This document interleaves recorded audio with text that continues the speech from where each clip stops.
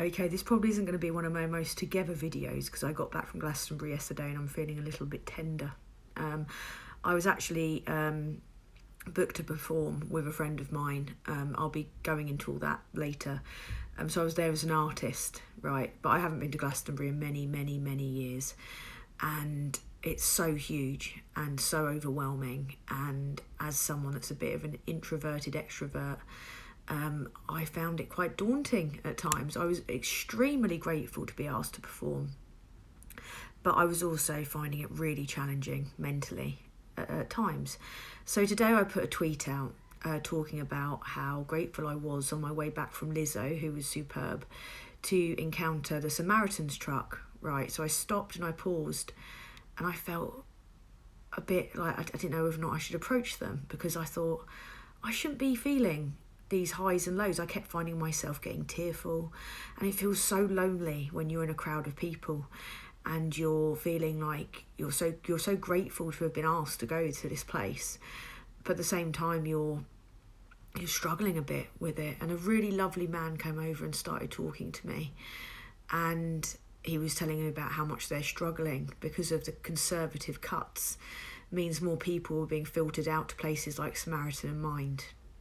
So I put a tweet out today saying thank you to whoever the lovely man was, and that as someone that has very likely got undiagnosed ADHD and is diagnosed with PTSD, it meant the world to me that he stopped and he saw that I was struggling, but he knew that I was a bit nervous, about approaching. So it's making me well up because it was so kind. The empathy that came out of this man gave me the will to just carry on back to my camp and to get some quiet time, have a little cry, get myself together, and then get back into the swing of things. Now, I regularly come for Tories on Twitter. I'm not ashamed of that. After what they've done to this country, I think it's justified to razz Tory MPs a little bit on Twitter. It's all we've got. We can't protest, can we? They're not giving us an election to vote them out.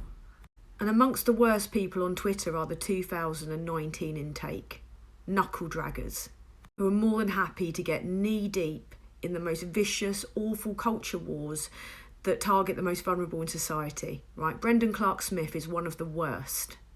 Some of the comments he's made about food poverty in particular are disgusting, considering that he's on over 80 grand a year, and considering that I've asked him a question about this. He hasn't answered me yet, so I'm not saying that this is fact. I've asked him whether or not it is true that he sued a bunch of people for posting a picture of him that had a incorrect quote attributed to it.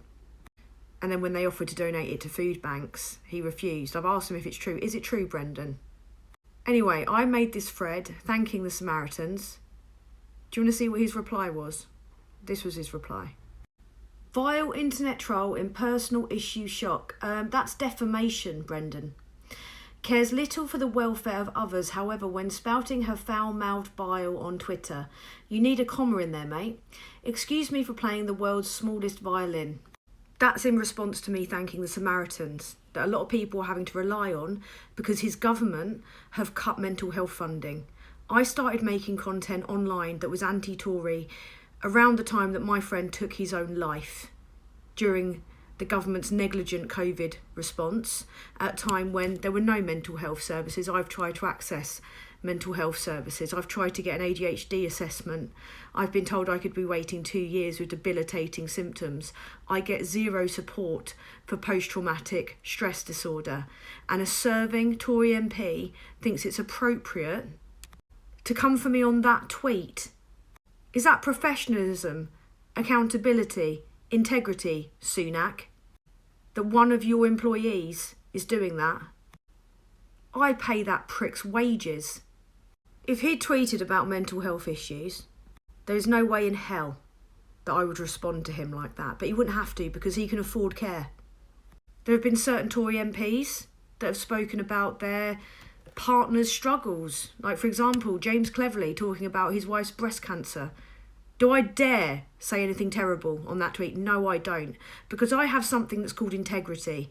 And as for not caring about people, the reason that I dedicate myself to making videos, dedicate myself to getting involved in activism, is because of this government treating their own fucking constituents, their own citizens, with callous, cruel disregard. I'm more of a patriot than that prick will ever be. And I have more strength and intelligence in my little finger than he has in his entire body. The Samaritans are amazing people. They've saved my friends' lives. They've saved my life, probably, on a few occasions. There is nothing weak about talking about your mental health. In fact, your friends would rather hear you're having a hard time than go to your funeral.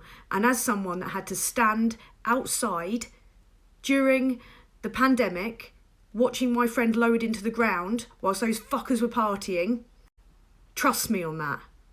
Having mental health issues is not a weakness.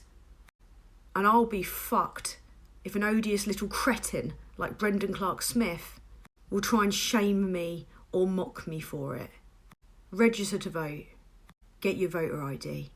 Get scumbags like that far away from the seat of power.